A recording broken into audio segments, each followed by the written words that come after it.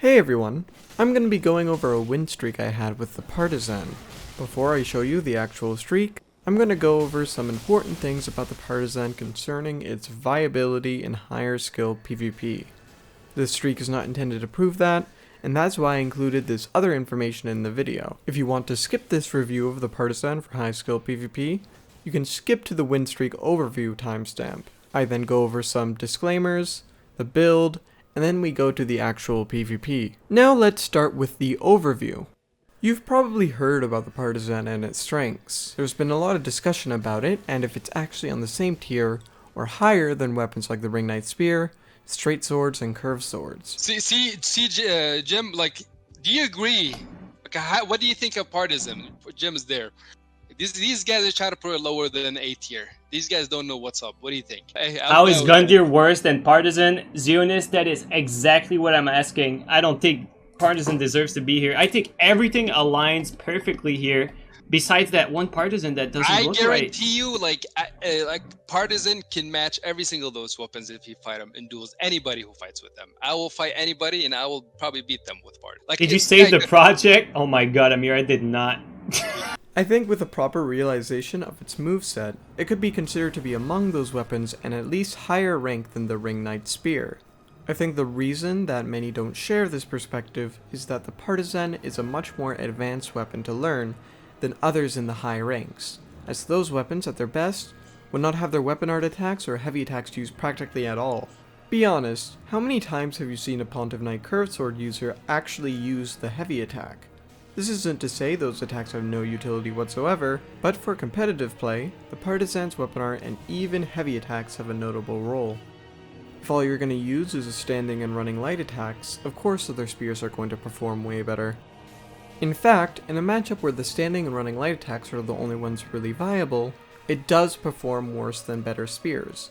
The best example of this is, of course, fights with other spears, due to its lack of range. After discussing and testing the details of a Partizan vs Ring Knight Spear matchup, and doing a bunch of warm-up duels, me and another player named Lumi completed 2 best of 9s against each other. In the first one, I used Partizan and she used the Ring Knight Spear, and in the second one, we swapped. Now, Lumi pretty consistently outplays me in my duels with her, and I had just gotten up at the time, so it was not surprising that she won both best of 9s. But it was significantly easier for her when she was using the Ring Knight Spear. What we discovered is the heavy and weapon art attacks of the Partizan were especially risky against the Ring Knight Spear, due to the ridiculous range and speed on it. If you attempted to trade with the weapon art from neutral, they could hit you with the tip and not even be in range for your weapon art to hit. More likely what would happen is the running attack would land, you'd poise it, and they'd recover before it hits them. You might be able to catch them out of their roll with a follow-up heavy attack as it comes out extremely fast. However, both the physical damage and poise damage is extremely weak on this one hit. Practically a net loss for trading. These things can happen even with the lighter weapons, but it's far less likely due to their range being less than the Partizan's. In my best of 9 matches with the Bat, a proud Brazilian top tier player, he first used Goddard's, the longest straight sword paired with Black Knight Shield. He swapped to Irithel Straight Sword and Irithel Rapier on the second match, which is a very strong setup due to the resulting stun of comboing the two into each other. With great predictions from neutral, I was often able to tank his running attacks and combo him with the weapon art. Whenever he'd rush my character by getting up close with a shield, I'd force him to block or roll by spamming the light attack, and mixing the weapon art in, which should always have priority when queued after stunning your opponent. Which means he cannot risk attacking out unless he makes a great prediction that'll delay the hit. When he rolls or runs around me after blocking with a shield or being stunned, I can get around the issue of the spear's weak tracking by unlocking. Spears actually only have limited tracking on their light attack if you are locked on. This way, if he rolls behind me, I can hit and stun him anyway. However, a bit of this is prediction, as if you spam R1 full speed, you'll likely miss where they were rolling, which could give them a free backstab, or allow them to hit you with the standing R1 when you're facing in the wrong direction. However, most of the time, if you simply realize the miss early, you can move and roll to back out. As you can see, I didn't end up using the spear running attacks much in my fights with him. as it was not as good as my other options as it would be against another spear, or at least a spear with more range, of which there are many. The threat of the weapon art, I believe, is what actually allowed this weapon to thrive in my fights with him. While other spears, I'd struggle with their lack of speed, its stun priority, options, and other perks for close range combat. Despite this, due to numerous mistakes, Bat's skill as a player, and the fact that I'm still discovering the meta use of this weapon, I lost both best of 9s, with the scores being 2-5 and 4-5. The final duel being a practical throw, but I was surprised to see it perform that well, especially in the second set of matches, despite the many silly mistakes I made and the shortcomings of this weapon. I don't believe I would have done this well against him if I was using the Ring Knight Spear, so I think the weapon art, along with the more useful yet rare use heavy attack, is what makes the Partizan compete better against light weapons at high skill levels than other spears can. I'll eventually go into the science of the Partizan in another video, but the gist of the Partizan's magic is the speed of the Partizan's weapon art cancel, and the speed of cancels into other attacks from the weapon art. It allows you to play defensively against light weapons way better than other spears could. Oh, and it helps offensively as well, of course. All this information was the culmination of me looking to the Partizan once in a while over the past few months. And one of the things I did to look into it was complete a 40 win streak with a weapon in the Undead Arena. I think I've gotten way better at the Partizan by now, as the fights with the two players I mentioned before was recent, while this win streak I actually completed nearly 2 months ago. But I might as well publish it as it was my first win streak. Win streaks are something people have done before, but mainly with only the most broken weapons or builds, and I'm surprised I haven't done one before this. The goal of this was to flesh out a consistent strategy with the Partizan to show that you can use its array of moves without setting yourself up for failure when your opponent doesn't do the exact thing you wanted them to do, especially when they are not experienced players. I'd say though that despite getting 40 wins, it didn't go as ideally as I wanted it to.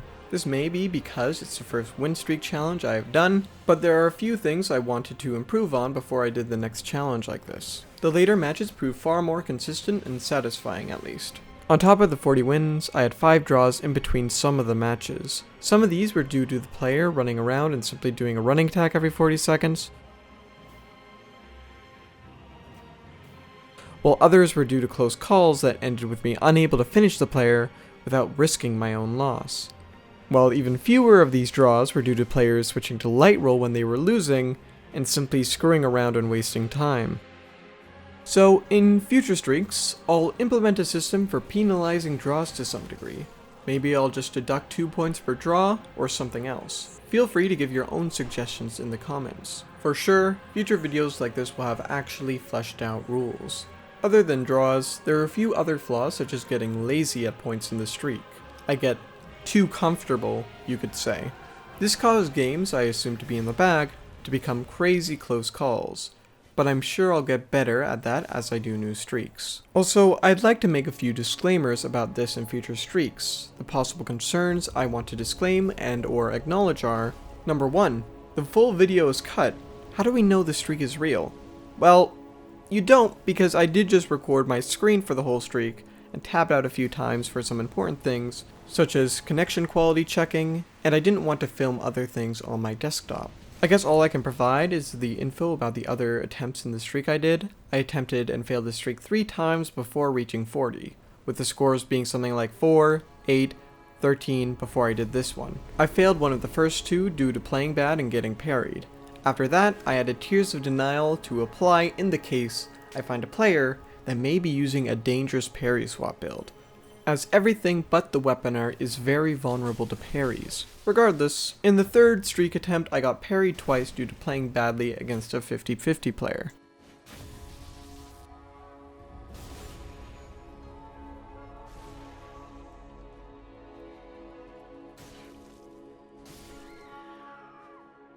For future streaks, I'll make sure to use window capture so I don't skip footage between tab outs for the full footage.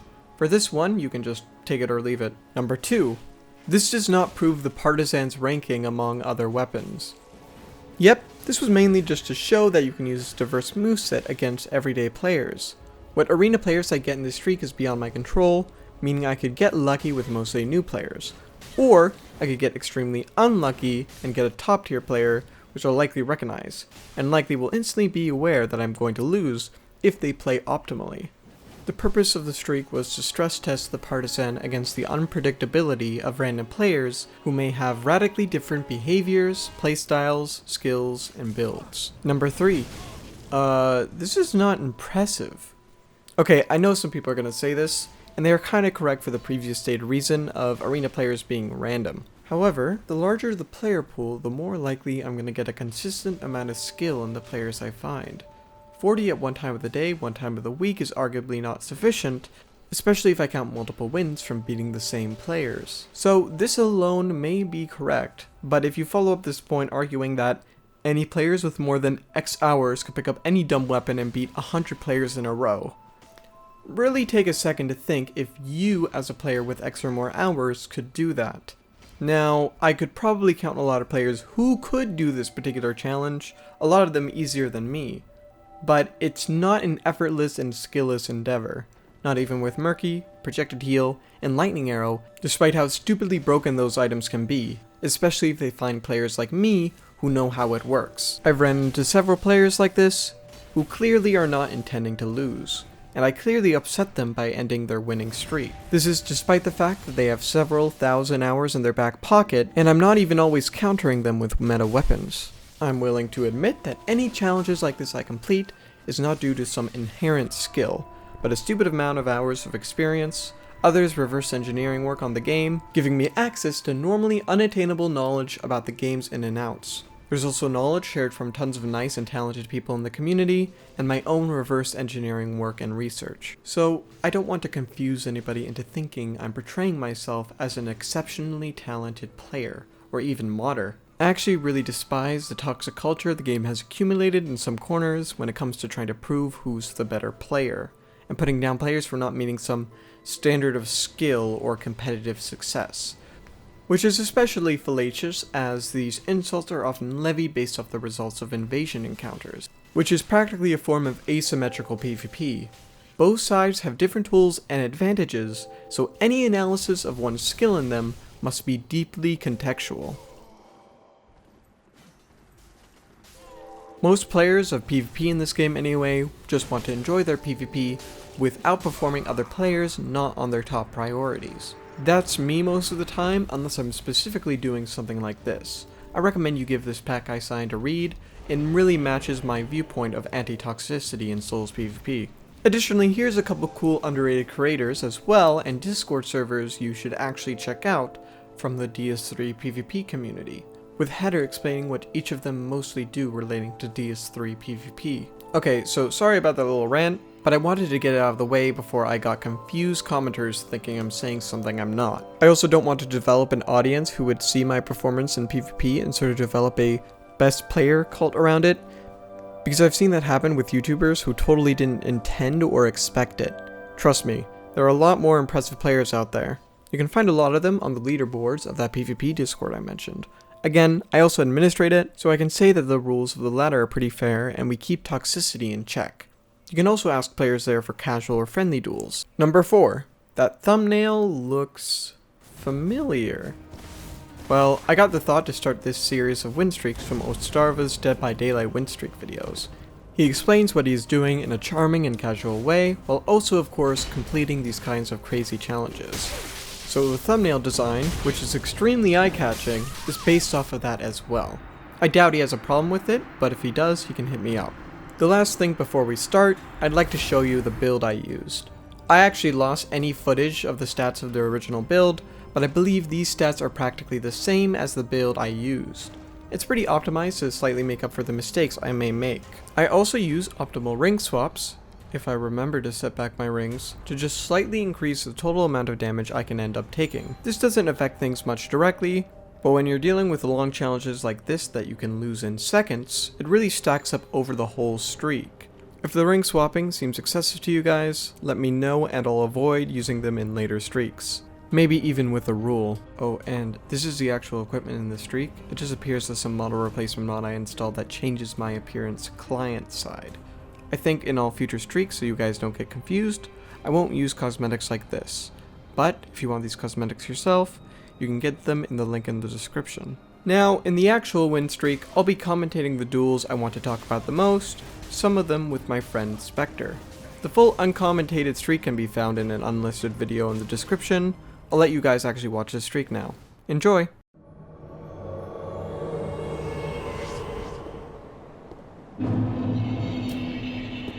You see I tapped in there? Parry King. Oh, well, I forget what this guy does. I mean, he has a lot of... Oh! Yeah, that's the thing that can happen there, where, you know, they can get a hit and still get away. I think he's a bit late, and that's the reason why. But I think what he's gonna try to parry you as soon as you... Yeah. As soon as you walk towards him, like that, he's gonna try to parry. Yeah, and that's also why I don't use... Sorry, you go ahead. And that's why I also didn't use the R2, really, against him. Because... Pocket Leto? Yeah, yeah, it is a pocket ladle, but yeah, the R2's really weak to parries, so that's why I avoided it. But yeah, he pulls out a Lido, which actually just makes things easier, you know. Unless like they're like a Lido gamer, like Cthulhu, then you know. Nah, he's not. He just had it as a soft swap. Yeah. It's funny as fuck. And I think he's just expecting people to trade into him. But it's so funny how people have that as like a soft swap. I think actually no. He was intending to use it not like as the main weapon, but as the parry swap, right? Yeah. Because it's just so hilarious. I remember like one of the first things I did in PvP is made like a pocket Lido parry swap build. It was just so funny. So, Leto has something special other than the other weapons. Other than the other heavy weapons, is it has more, what do you call it? The riposte damage. Yeah. In the game files, what was it called? Motion value? It has like higher ones than normal Great Hammers. More than any ultra in the game. Huh. You know, the thing is, I know actually Lido's and Smoke's hammer actually have more poise, and I think more poise damage than all other Great Hammers. Borns as well. They have more poise health, not poise damage. So I guess I was forgetting it's just poise health. But yeah, so I wouldn't be surprised if it had extra motion values or higher motion values on the hits. It actually does slightly more damage than a Chaos Dagger at 18 dex, assuming that you have a dark build. But after like 24 dex, Chaos Dagger is far better. So if this guy wanted to be an optimal parry king, I would have went with like something like 30-30 and 30 dex. Yeah, and but this guy is much more respectable because he's, you know, I think, because Chaos Dagger 50-50 is just like the laziest build in the world, you know. Even though like I get the appeal, like players want to try it because, you know, it works, right? And it's probably amazing for them, but still it's, you know, not a fun build for everybody else. This guy is not using his build just for parries, as you can see. He's using the other Great Hammers as well, that he has as a soft swap. I guess he has the straight sword as a soft swap because, you know, he can't really swap to anything to finish people off. Yeah. Great Hammers, I think why so many people use it in duels is simply the fact that, what is it? They have, I think, like 9 frames of startup, which is pretty fast compared to most hyper armor weapon startups. They also do more poise damage, I think, than Great Axes and Ultra Great Swords. So, like, oh yeah, I think sometimes it actually has, out of like R1, will have priority. Like the spear, R1 will actually, Great Hammers will have priority out of. Okay, this guy, Black Knight Shield and Club. Oh my god, it's the Great Hammer Turtle build. It's built in the game. Yeah, like you can't really make great use of this due to the fact that, you know, there's still the recovery you have to get past to even bring up the shield again. So yeah, it's not very great. And the one-handed moveset of Great Hammers is just not great overall. Worst. Oh, and I really like that there. So, you know, I was actually really fast on that. If you're really fast on it, A lot of weapons against heavy weapon charge R2s, or even slower weapon charge R2s sometimes, you can literally space and charge a full R2 of yourself, and then theirs will miss, and then your character will step in and then hit them with it. It doesn't even break the poise, though. Don't do it against the Great Club, because the Great Club has a special property. After it's R2, it can just press an R1, and that R1 will immediately go in. Yeah, I guess it does. The recovery as well. It does cancel pretty fast, like than you would expect. Like I remember when I first fought someone who did like Great Club R2 to R1, I was just like, what the frick, this is fast as hell. But but yeah, like I think with the Partizan there, like I would have been able to escape. I think I did escape, but like maybe with bigger weapons or just something with really stupid recovery for a fully charged R2, maybe like the, you know, glaive or halberd R2, the spinning one, double spin, it would be too risky because you wouldn't break their poise and you'd still be in the animation by the time they hit you. So yeah, just take that into account. But like fast R2s like this that you can get away from pretty quickly, then, you know, it's a pretty good tactic. But yeah, you need to make sure your spacing's on point. And they're, though, really good. I predicted them to do... Here, I can even just go back. Yeah, I just, you know, sort of moved into him and then, you know, sort of pushed him away. And I predicted he would do a rolling attack, so I just tanked it with the weapon art. And he attacks out of it? Could he have rolled then? I think he could have rolled then. Yeah, so he tanks the first hit with the hyper armor and then is able to roll, but he attacks instead because he's probably used to, you know, like having that hyper armor against a spear. Like a spear like this should not have hyper armor like that. I thought, to be honest with you, I thought the Great Club rolling R1s had more hyper armor. Poise. No, not poise. Sorry. Poise damage. Oh, yeah. I don't know. I haven't checked the poise. What is it? Damage values for rolling attacks, but I have running attacks. Running attacks do more. Damage, yeah. Yeah. So I don't know about the thing with rolling attacks. He also was one-handing, so that also sort of explains why it did less poise damage. I don't know if the weapon art could actually tank a running attack, a two-handed running attack from a Great Club. Then again, in these situations, you can also swap on the Wolf Ring, and often that will actually get you over the breakpoints for these things. Okay, what's this guy? He's Crocus Why did gamer. you swap life ring? Oh, never mind. I thought you swapped life ring. Oh yeah, because he has a shield, right? He could have. It could be, you know, a crit build. So I thought it was worth the risk. Oh, and that was you know, trade, but I ran out of FP because of the Tears of Denial. So always yeah, that was cast good prediction. as soon as you can. You still have time to do it. You have time to buff once at the start of a duel. Just at the Realm Plaza, just go a little bit to the right, because as soon as somebody spawns, they can just, if they have a crossbow ready, they can just shoot a crossbow immediately. Oh yeah, then I've definitely seen crossbow gamers doing that a lot, or people using bombs for that too. Oh yeah, I think you might be able to punish with a bomb. No, you can't. It's really hard unless your opponent delays it. And there we go, the vortex with the R2. Yeah, here, let's go back and sort of review that a bit. So yeah, that's just a basic rolling punish. This is like one That's really good. You weren't doing that earlier. I didn't understand why, but yeah. I can't really hate you for it. I guess you. It might have also been the map too, with the elevation, just sort of confusing me or whatever. You can force people to fight on flat surfaces if you want.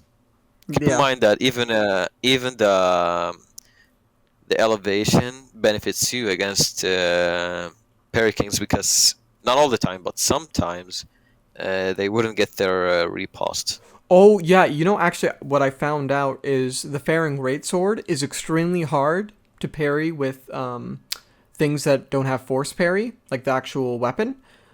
But I found that if you actually have if you're a bit down compared to the player, because the weapon swings down, so their hand doesn't often go through the parry box. But if you have a bit of elevation, if they have a bit of elevation over you, then their weapon will actually, their hand will actually swing into it. So that's a little interesting thing. If someone has high ground over you, We're then, definitely gonna cut this out. I don't know. It is a little chit chat, but I'll see. But yeah, so I just expect he's gonna panic. So I do the fully charged one that breaks roll poise, and I do the full combo. Immediately weapon art again, and you know, yeah, it's You gotta love weapons that have a complete move set. You know that you can use everything on the weapon. You know? yeah, where everything but the R1 is, you know, not a 900 millisecond filler move. Yeah. I remember, what is it, Sleep M? Because yes. Sleep M posted under Sleep my mover. Sleep Mover posted under my Fair and Greatsword moveset video, the like modded one, which is, in all honesty, you know, like still probably would be broken if it wasn't, you know, optimized a bit. Like, what the hell is this? Like, you know, I have to actually press other buttons. Can you please instead make all the other moves but R1 like 900 millisecond filler moves? Yeah, I found that really funny. But yeah, this guy. Let's be honest. Oh, okay. So I was one of the few people that used Murky R2.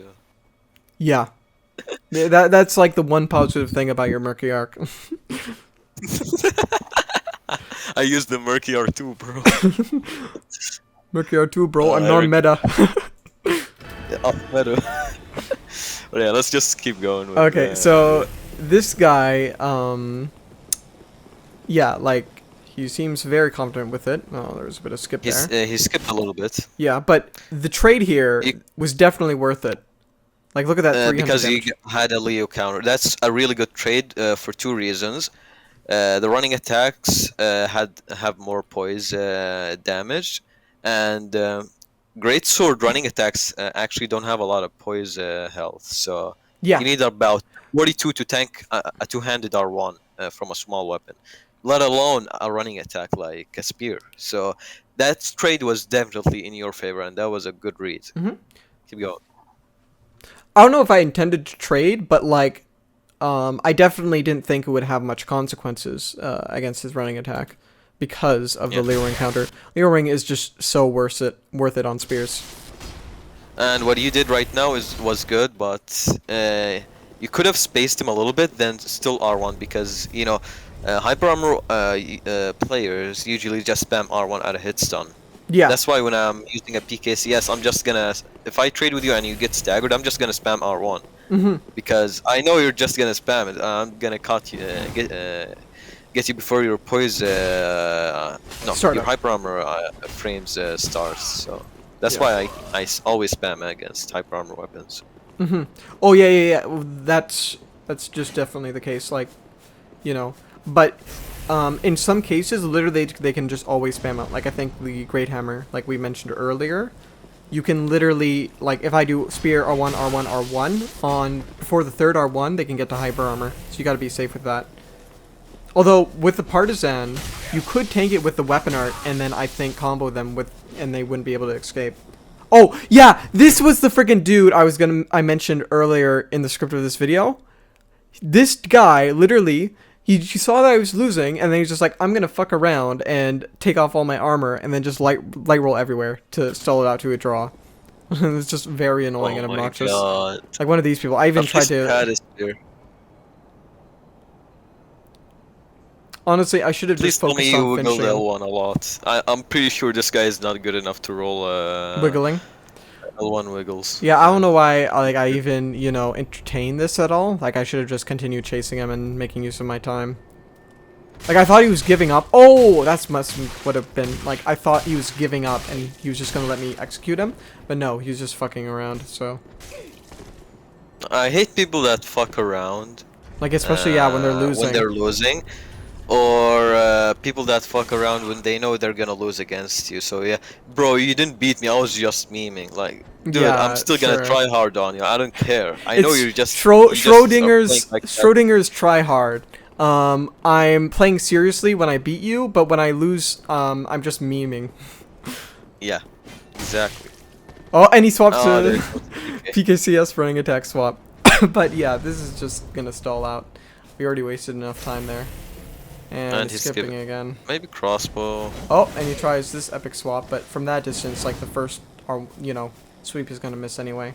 I wasn't even running into him. Yeah. So I think I just like basically let him stall it out because I'm just not dealing with this right now. Not feeling it. Oh, I tried to go for the headshot memes, obviously. I would have backstabbed him right there. But yeah, what? Please don't do that if you're watching the video. Just fight normally. Just fight normally. I would understand if you're still playing careful, like if you're one hit away, but don't run all the fucking map. It's not. You're not gonna. Let's be honest. You're not playing the arena to get a gold medal. Yeah. And if you just play arena enough, even if like you're pretty new, like you'll get a gold medal. It doesn't take long, and it's very hard to lose it too. Okay, so we got a spellcaster and freed scythe gamer. By the way, with the affinity, especially on the arena, it's really annoying. What you can do is just keep, as soon as you cast it once, you can keep casting it, and those affinities will keep tracking the player you're against if you cast it once. So you need to find a way to pressure the player you're against if they're doing that. Try to predict when they're gonna try to do it, because it's sort of like Crystal Soul Mask, like when they're trying to use Ashen Estus, like count how many affinities they chuck. I think though, if they don't actively have ones up, oh wow, I'm surprised that actually spaced well. I thought it was gonna get hit. Huh? Well, I guess I spaced the weapon art pretty well. It really depends on latency though, like, cause visually, hitting it there would not work on other players because they would be at a different point of their animation because of their latency. But God, what were we talking? Is all about latency. We're talking about infinity. Yeah. So affinity. Sorry, not infinity. Affinity. Yeah. Affinity. Yeah. So affinity, like if they don't already have it up, it's sort of like Crystal Homing Soul Mass, where if at a certain distance you can reaction punish it, right? But if the player's smart, they're probably not gonna do it at that range. But they're not gonna let it go. Homing Soul Mass, unless you're point blank with a dagger, you're not gonna reaction punish it.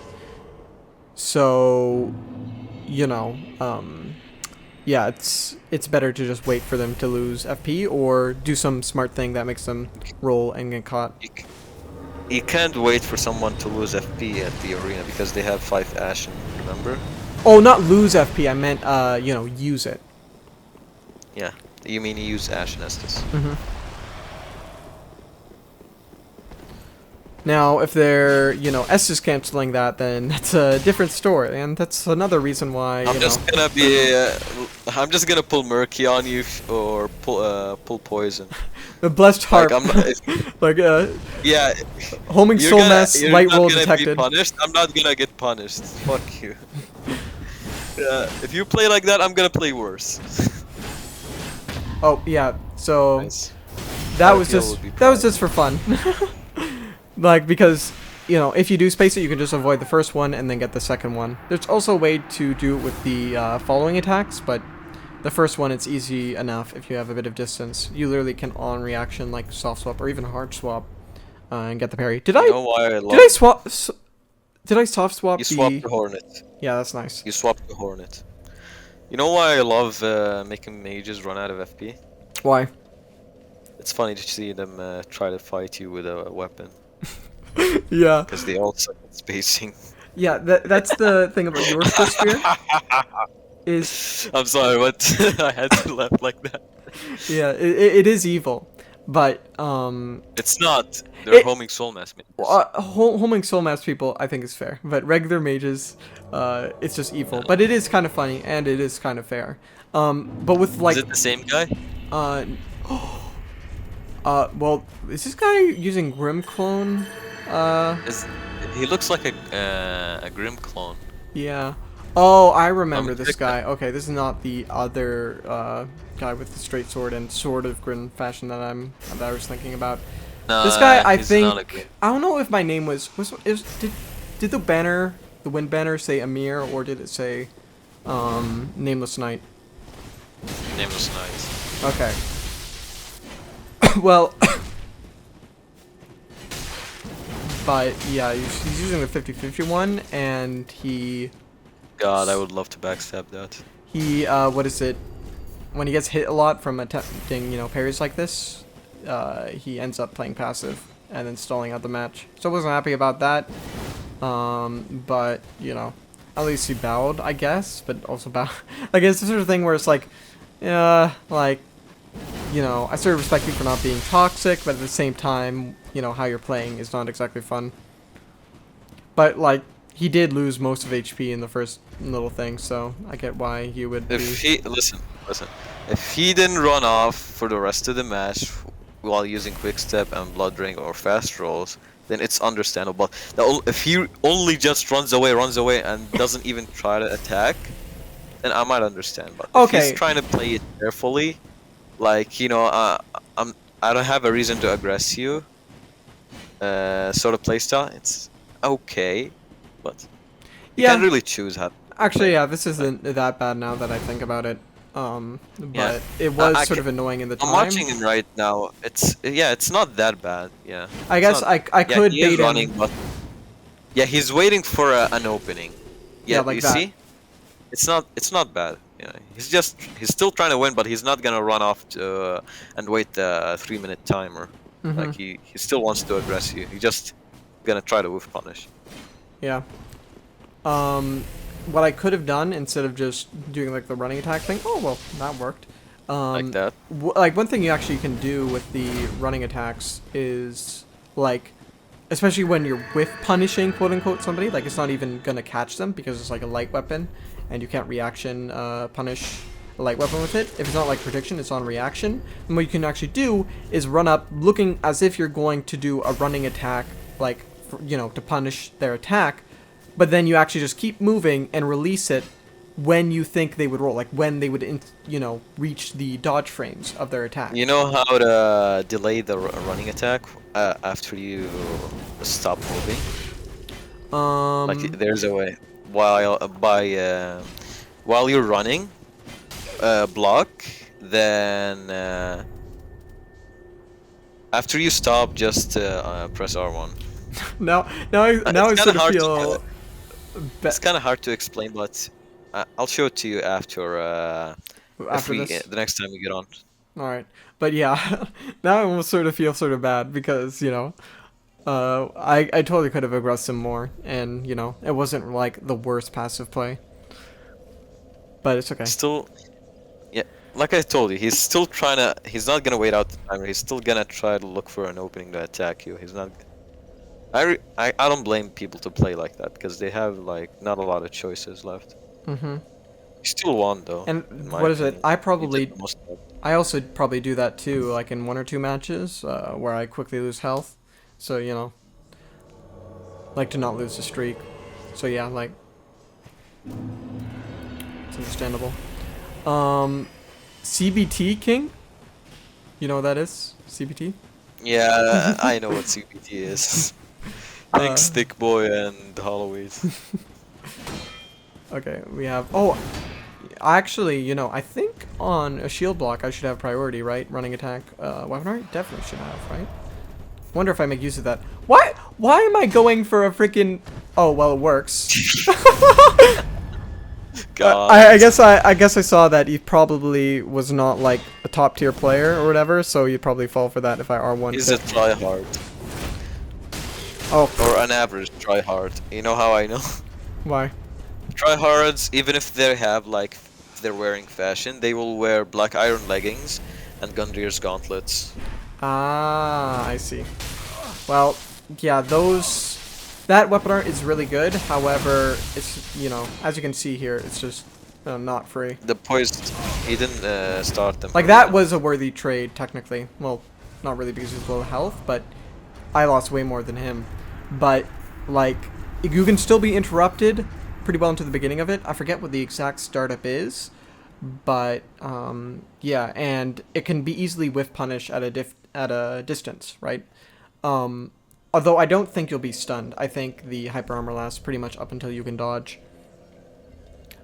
But yeah, definitely only do it like when you have priority or when you think your opponent is going to back away and isn't going to, you know, just immediately Arwen in your face, because then you likely will be stunned. Although actually, it's probably really good against hyper armor weapons, because hyper armor weapons, you know, they don't have poise health, or not poise health, they don't have absorption boosts during their hyper armor, for the most part, unless it's like a stomp. God, I wish they did.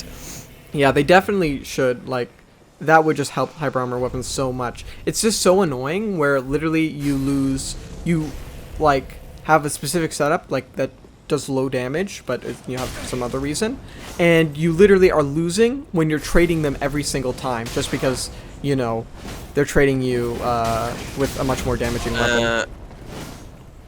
Oh wait, this is the guy from earlier. Oh yeah. It's the the Lido swap gamer. Average strength enjoyer. Maybe it's like his own little thing where he gets to have health and then he upgrades to the big weapon. His own little mini boss. I can't really think of a weapon that loses a hyper armor trait unless you're using a poison weapon, to be honest. Can you give me an example? Well, obviously, if you're a player that haven't fully optimized your build, then obviously you're gonna have like if you have like an unupgraded weapon or not optimized or didn't put many stats into strength or whatever. But even then, yeah, I don't know if I can exactly think of one like immediately, but I know there's some situations where that literally is the case, right? Because, like, for example, with the weapon art with the Partizan, that often happens a lot due to the low damage of it. But in terms of, like, a standing R1, I'm trying to think of one that would actually be, you know, out-damaged. Well, look at this poise boy. Yeah, so, for those that don't know, that spear actually boosts your poise a bit, and that's why he has it on his back. That's actually a pike. Oh, the Hollow Slayer. I'll let you. Of course, he's just gonna play Unga Bunga Mi R1 a lot and trade with everything. You know what I actually found? So, here's one thing I'm gonna say about the Hollow Slayer. If you want 50 poise with it, I understand why, but don't get more than 50 point, I think 07. Because after that, you're not gonna be. You don't need to reset your poise if you're at 50 poise, but after that you're not gonna win trades anyway against bigger weapons. So yeah, it's not worth trying to Unga Bunga it, right, with Havel's armor and whatever. It's just like getting, like, you know, the best of what you can get with the extra poise, and, you know, going with it, because it's already going to be super strong, and for the, you know, the heavier poise damaging things, just, you know, don't take the hits, you know. Your weapon isn't that slow. You don't need to take actually, that. I have an idea now. Claymore with a strength build is better for this, with a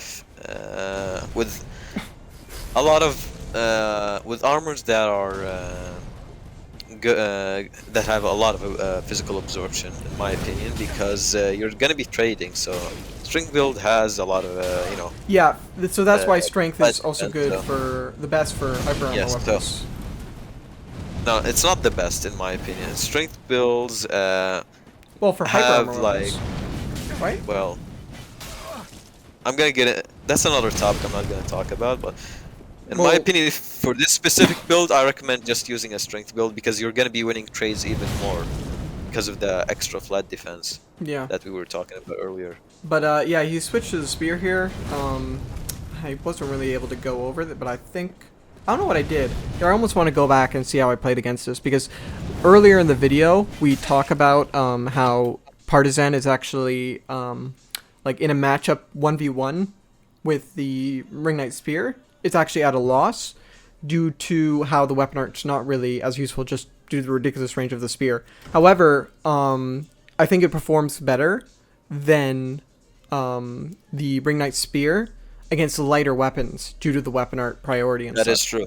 So yeah, that is true. It isn't. I think that's why the Partizan would be considered higher tier than it, despite the fact that, you know, you should just assume that, you know, because it's the longer and better spear, right?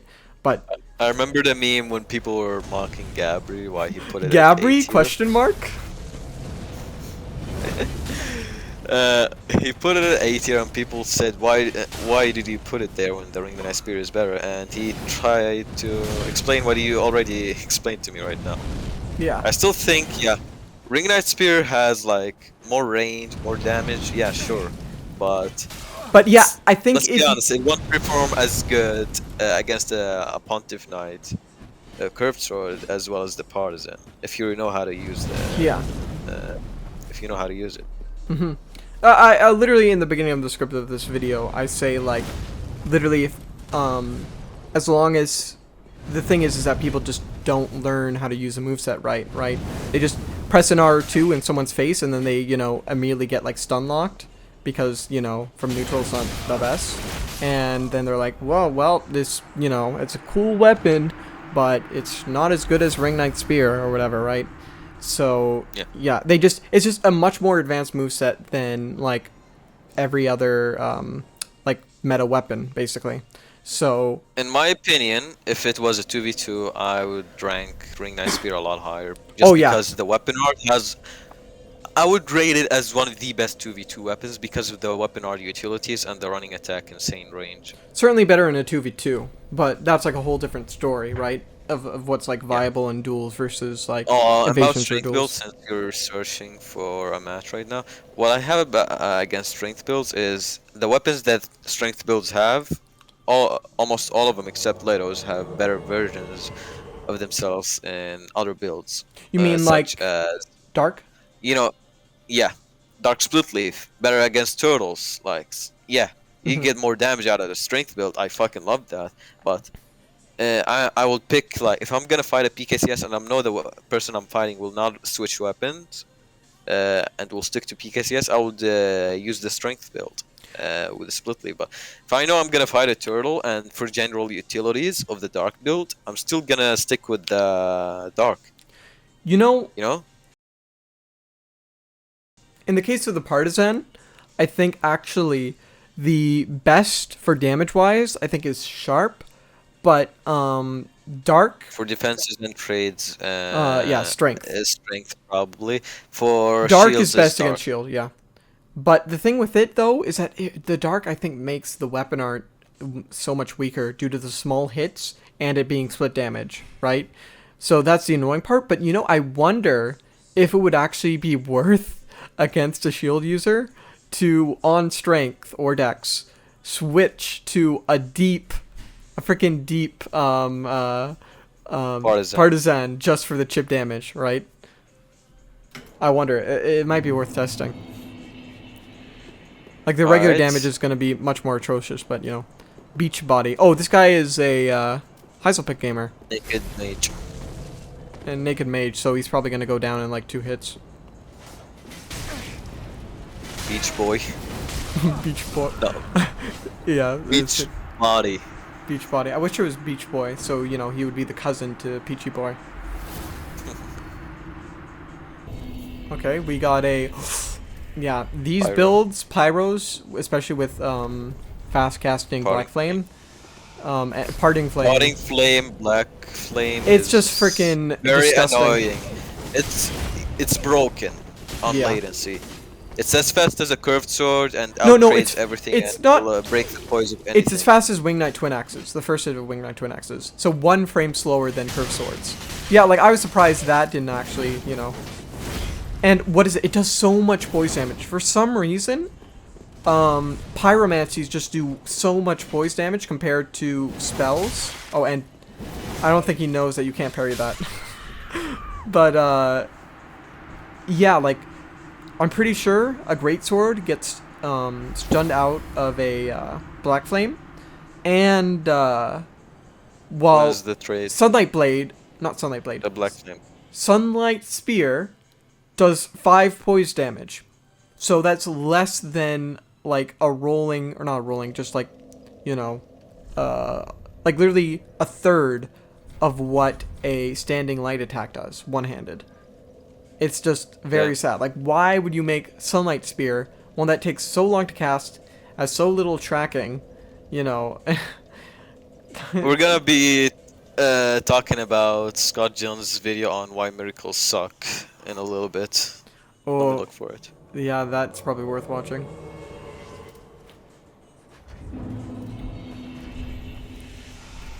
Oh, look at this cute dude. What is he using? Okay, this is an interesting build, but I don't think he's going to use it necessarily right. Oh, well, I got hit by that. I guess the true combos, too. Ultra Greatsword R1 into offhand straight sword. Which I guess you could actually use for, you know, like priority. Or just like follow up something after stunning them. Oh, what the hell is happening here? Both players panic roll. I think... True Dark Souls 3 experience, just how Miyazaki intended it to be. I don't know if I was memeing there, or if I was just trying to get away from the possible rolling R1 or something. But yeah, he's playing passive here, which is, I don't know, kind of basically the smart move. Like, you know, just because of, you know... Try to backstab him. Ultra Greatsword. You're fucking lucky. You're fucking lucky. Yep. He messed that up. Yeah, this one was a bit silly on my end.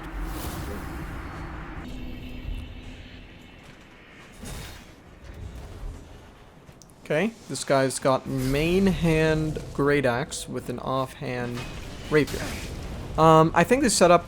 Actually, yeah, definitely this setup is better with the main hand Rapier due to the running attack. Because the running attack on the Great Axe compared to like an Ultra Great Sword is just... you know, not as good. But oh, and the R2 is not as useful. Like, just Great Axe as an offhand tool is probably one of the best like ultra like heavy weapon offhands you can use. Oh, but wait, let's go back a bit. I sort of you know, missed the points where I actually took down his health. So, yeah, that right there is where, like, if someone rolls directly behind you and you're using the spear locked on and you're just spamming, it will actually not be able to turn completely around. And I think even the third R1 has even less tracking. So, yeah, that's why free aiming is a pretty good idea. But it's, you know, something you gotta learn. Oh, so I hit him with a running attack, run away, and then he tries to counterattack by doing his own running attack. But like I said, it's a pretty bad running attack. It takes a while to get into poise frames and to, you know, actually hit. So I'm able to actually literally interrupt him, and I don't even trade. So yeah, it's an unfortunate matchup for him. Oh, and yeah, that's why I do the R1 at least first instead of the R2 out of the Weapon Art R2 is because the Weapon Art R2, not the like after you do the Weapon Art heavy follow-up, you can follow up with an R2, and that will sometimes roll catch them if they roll into you. However, that does not have priority on most things. On a Great Axe, definitely not, and you're just gonna get, you know, hit twice, right? So R1 does have priority though. So yeah, they can dodge away, but this sort of teaches them to roll when they get stunned by this combo. So, next time this happens, you can actually do that R2 thing. So they'll roll instead, likely, but they also could just attack out. But it's very situational, and like you'll know, like you can just read sometimes what people are gonna do, based off like, you know, situational information. I don't know, if you're new to the game, it's kind of hard to explain, but it just happens all the time. Oh, and I just do an R1. It's the weaker one. Let me show you it. It's light stun, so this is the second R1 that plays after you do the Weapon Art heavy. So he could actually possibly have priority if I R1'd again. But if I use the Weapon Art, I would have priority because I would tank it. And like I explained earlier in the video, this matchup would end up me stunning him while I'm doing the Weapon Art combo against him. And he rolls in instead. He's forced to roll again because like the repeating hits. And if he didn't, then he would have likely not been roll poised by that, instead stunned. So he rolls again, gets behind me, tries to punish me with this, but there's not nearly enough time to do that. Okay, now I think I'm going into too much detail. That was like such a small encounter.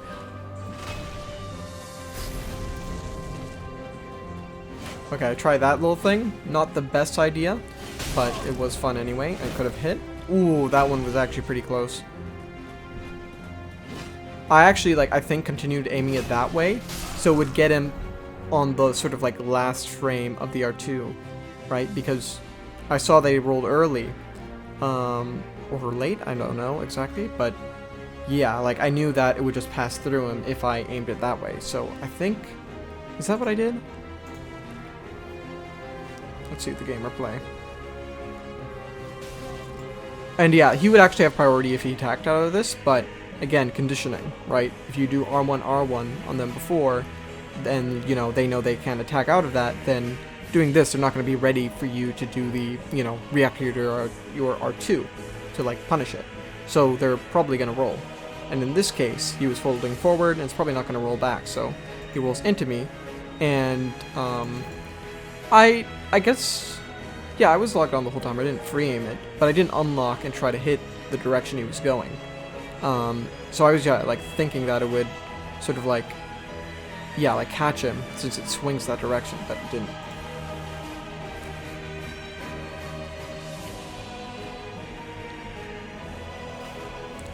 Oh, he went for the parry, but yeah, my hand, only the weapon hit him. My hand did not actually go close enough for it to actually parry. But even then, I don't know if he timed it well enough for, yeah, no, he parried after, like, I actually hit him, at least on my screen, right? So, hits, and the hitbox is probably gone by now, and then he starts the parry. On his screen, I'm still back here, but it depends on my screen if I get parried or not. So, yeah, he just dies, unfortunately, for him. But GG. Okay, what about this guy? Black Knight Greatsword. Oh, and that is... Okay, I hope that's just a one-time thing. So, yeah, I think he just saw me swap to a spear, so he decided to use one himself. Ooh, yep. Yeah, that was pretty interesting. So, I was able to get away. Yeah, this one's going way too fast. I gotta go back. Oh, God. Yeah, you can see that I'm not handling this connection well. So, if I just skip through it, get to the end. Does it draw? Or do I kill him? Oh, he switches to freaking harp. So yeah, I kill him. But I don't count the match due to how laggy he was. So yeah, like, I thought that was worth it, where, you know, a connection sort of out of a person's control, and, you know, if I lose to it or if I went to it, the match should not count, because it's, you know, pretty broken play. Oh, okay, so I'm not gonna spoil what happens right here, but yeah, it's pretty interesting what happens. So he looks very cocky. He's using a straight sword and X-bow. However, I don't necessarily recognize this person's name. Right, it's just a very vague one, AAA. So, you know, I don't know if they're even actually good with it, or if they just seen the setup or know about the setup. And they're even skipping a little bit. But yeah, to counter the unreactable, what is it? X-bow shots, the exploding bolt ones.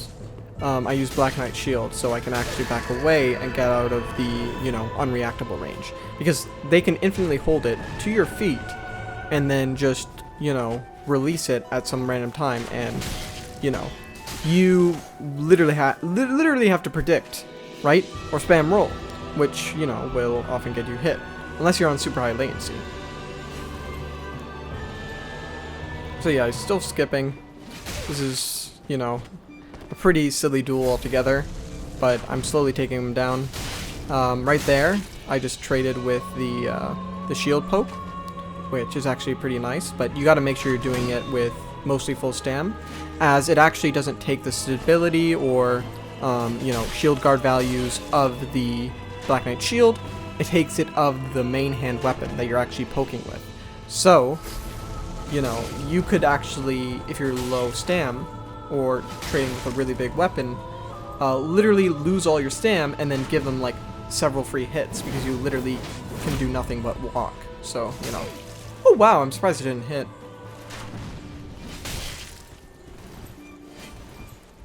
But yeah, this guy, I don't think he's happy at this point. He's brought out the 50-50 setup, but it's like way too late for that to save him.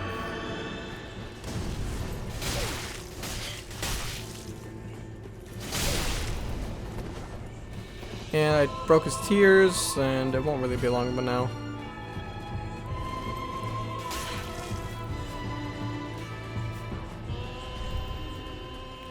Yeah, I'm still playing, I don't know what, in this one I think I'm playing a bit wonky though. Even though I'm like, reading him pretty well. It's like, yeah. And I'm not used to actually just fighting expo setups because people don't use them often, surprisingly. Because it's sort of just that broken. If used properly, but he wasn't using it properly. But the interesting thing that happens here is... Huh. Wait, what happened? That was a weird loading screen.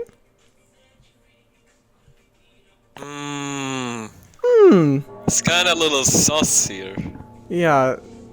Sussy Baka. Oh my fuck. Oh my god. Oh my god, he sent you to New Game Plus. Yeah, it was... He was a gamer. Epic. He was a gamer, alright. Okay, I think this one... I guess I won't spoil it, but... This is a pyro. With a straight sword and parting flame. So, yeah, black flame is definitely a threat here. Oh yeah, I think... Do I... I don't know if I swapped to black iron armor for any of this. Oh Fire no. sword. Oh wait, never mind. He's not just gonna use fire That's sword. why black... Not black flame, black serpent, yeah. It's not that great, but it won me a tournament. Mm-hmm. Just the threat of it being there. If you can aggress someone in a way that makes them... Or if you have do you another call it? person and it forces them to Yeah. roll. And it does heavy hit stun, so if you're close Exactly. enough, That's you can what I follow up. did. Me and Snips. Yeah. And that's how we won. Against Kaim and Garivian. Hmm. Like, imagine. This guy's kind of laggy. A little bit skippy. Nice combo. This guy tried to do the combo on you. R1 Black Flame into CBB. Like, is it a roll So that means combo? he understands what he's doing. Hmm. Yeah, that's a roll cut combo. Roll catch combo. Ugh, he's still Holy shit. skipping. I don't know how you rolled that, but good job. Roll hacks, bro. Insane Merecheats.com.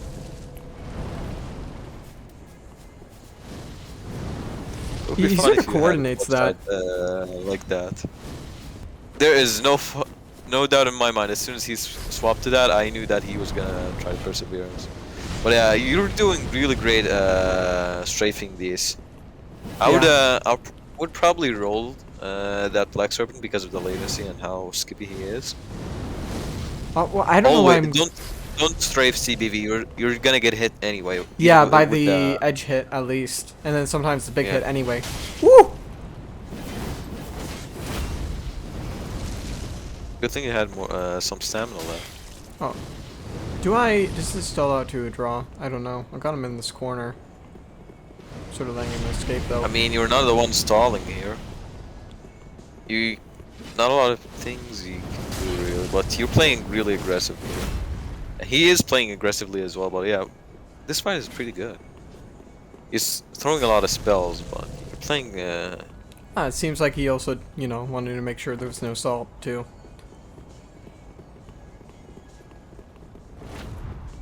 Yes, this is an okay one. I did it anyway.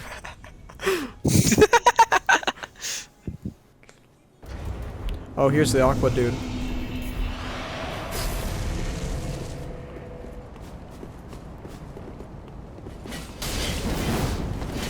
Yeah, so he's very hyping with me. Like, that's probably China.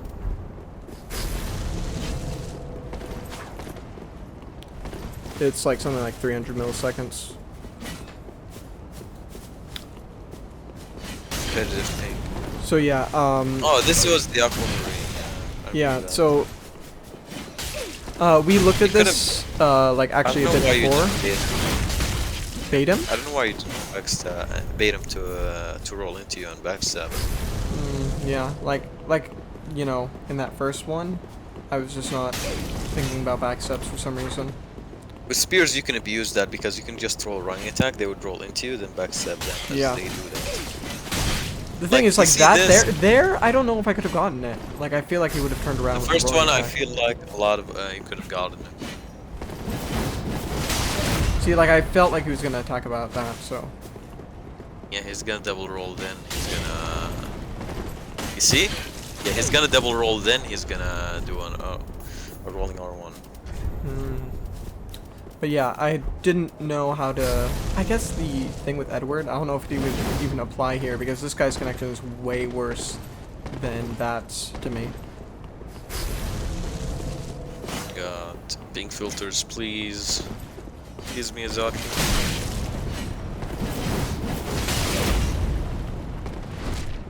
No, the hitbox will actually hit them right behind.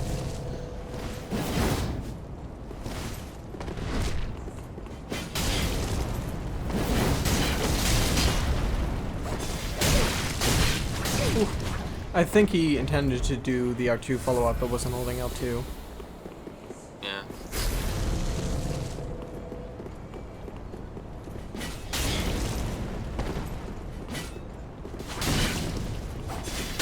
Oh, I'm glad that worked. That one I was a bit surprised at the time, but it's not too ridiculous for that ping.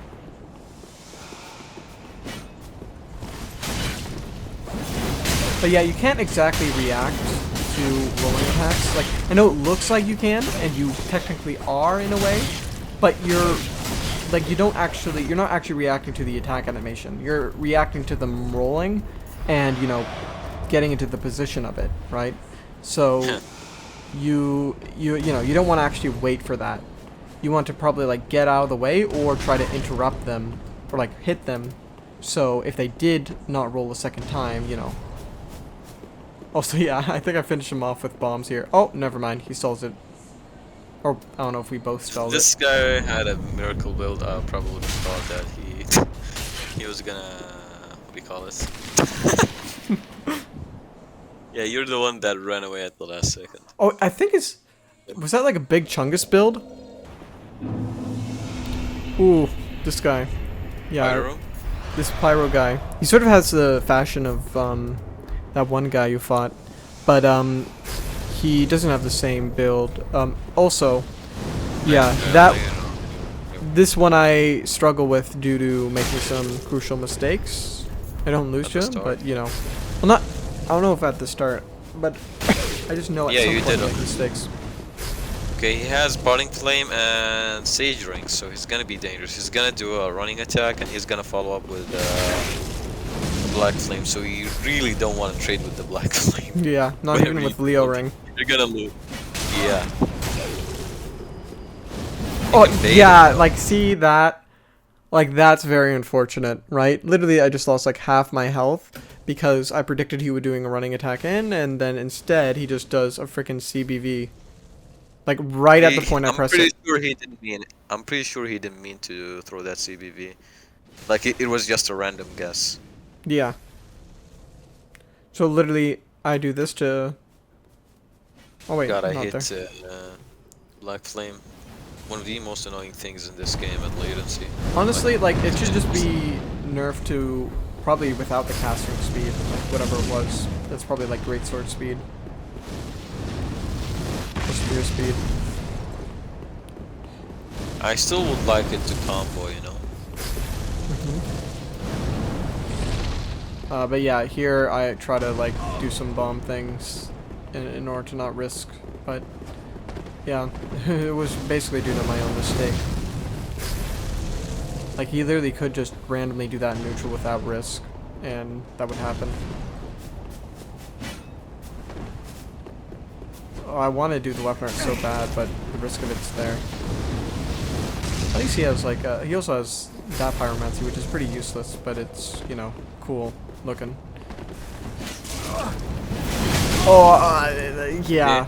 Like, that's one thing I really hate about it. Like, look at that, look at that, look at that.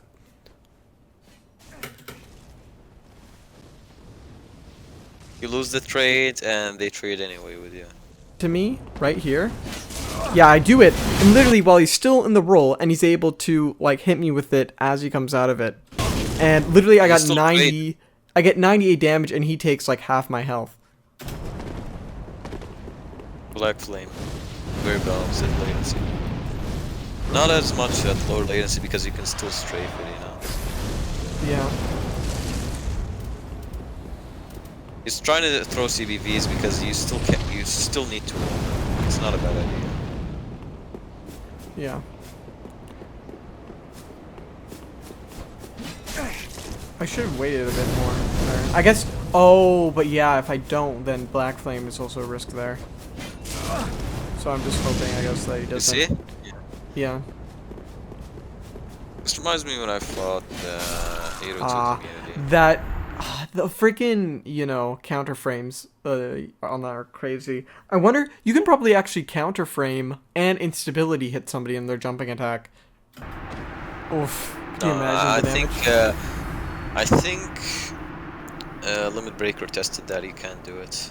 I guess not. It's probably the counter frames and the instability frames are not, you know, overlapping at any time. Okay, so we got Fat Boss over here. Profaned Greatsword Enjoyer. It does seem that. He also has Ug's Corbian setup. Yeah, but I'm guessing. You know, seems like a tryhard that knows what he's doing. I don't know why I did that, but I actually got more damage out of it than he did on me. Like the freaking, I think my weapon swing back and hit him.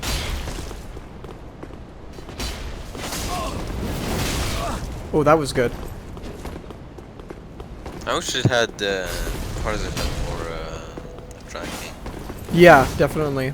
Like the spin sweep doesn't seem right to have just like a small tracking window at the beginning.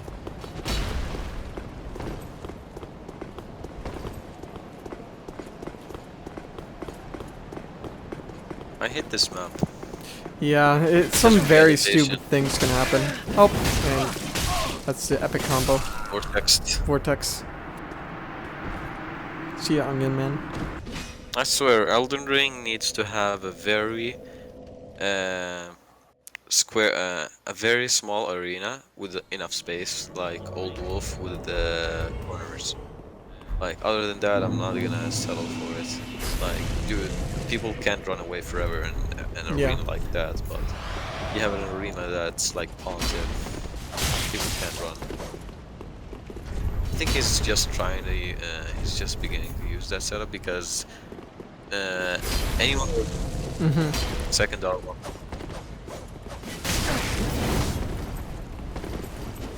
Yeah, he's using the... Honestly, I don't like that. I wonder if they just, you know, thought it would be too powerful. But, like, no stun whatsoever, like, makes that attack, like, very, very risky use. And he just got Vortex again. Vortex. But yeah, that's sort of what happens when you don't understand the priorities of things.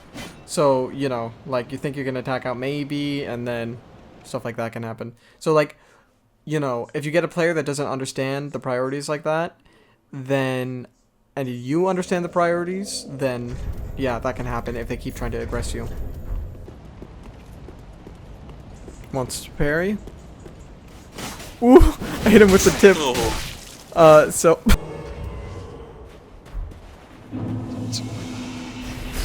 He's buffing him, but it's only a resin, so it's not too bad, but the Wing Knight Twin Axes already are pretty dangerous. So I think actually if I Leo Ring trade, as long as he doesn't hit me with both of them before he gets stunned, I'll win that trade. Oh, yeah, like there, right there. Oh, but there I didn't, because both of them hit me. But still, He didn't because even get a leave after. yeah, but still, I've already done so much damage to him, so he's very low. Now he's going for The a parry. parry's coming. It's so obvious. Like, Yeah. don't try it. Unless you have a big brain play, like, hey, I'm just gonna pull the Kestis and I'm not gonna parry, then just don't. That was good though. That was decent, right? That was good, yeah. But you still have twin axes. You could have hit him with the twin axes. Yeah, they're Like, just well, far a better move, right? Twin X's, the thing about them is that they're basically like a one-trick pony. The L1 move is just better than like any other move on them. They're sort of like what is it? What are they called?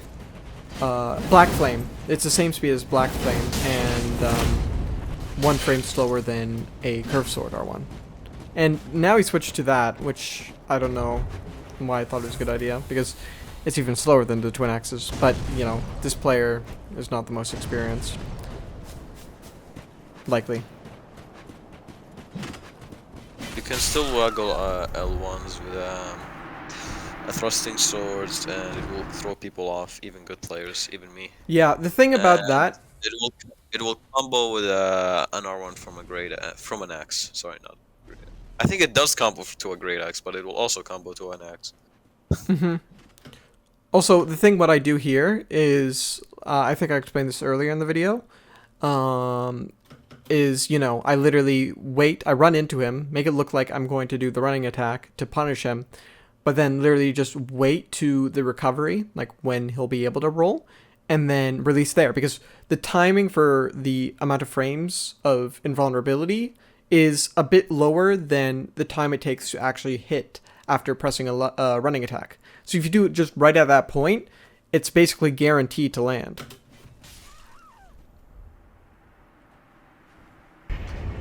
Okay, who is this gamer?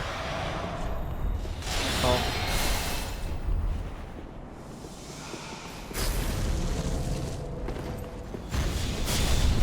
Gotta get optimal defense. Wow. Now he's gone to 50-50 setup. He pulled out the OP setup. He tried to back. Oh, the poor guy. It's like only if you're on really low latency can you actually, like, you know, backstep for distance, right? Reaction. On reaction, yeah. It's very risky to do it on like any sort of latency, and also if you don't, you also have to account for how, you know, the weapon hitboxes expand far off the weapon. Oh, you know what I think I was doing wrong here? Okay, so I'm gonna finish what I was saying. The hitbox, you know, expands around the weapon, so it's always more long range than you think. So when you want to dodge like that, you want to space it so, you know, that bigger hitbox, you'd imagine, won't hit you, right? It has to be low latency. On higher latency, like, it's very, like, you know, not worth it. But what happened here, why I was actually trading yet losing, despite having the poise, like I literally had the poise frames, is because I was doing the heavy attack follow-up too soon before he even hit me. Watch this.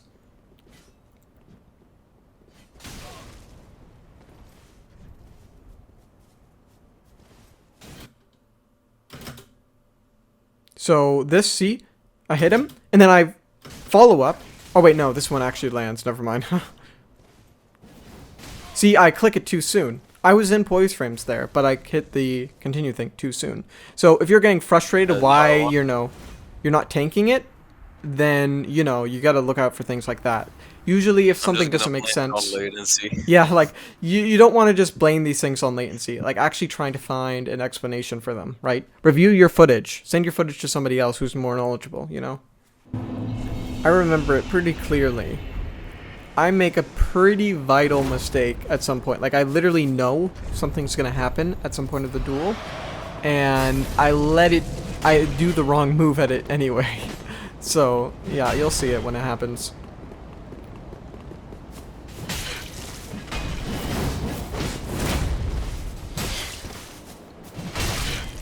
Shockwaves. Yeah, it's kind of hard to punish with the standing attack against shockwaves. Nice calm with that, but yeah, you can't really get much more damage off of that. Or any damage off of that, you literally can't hit them.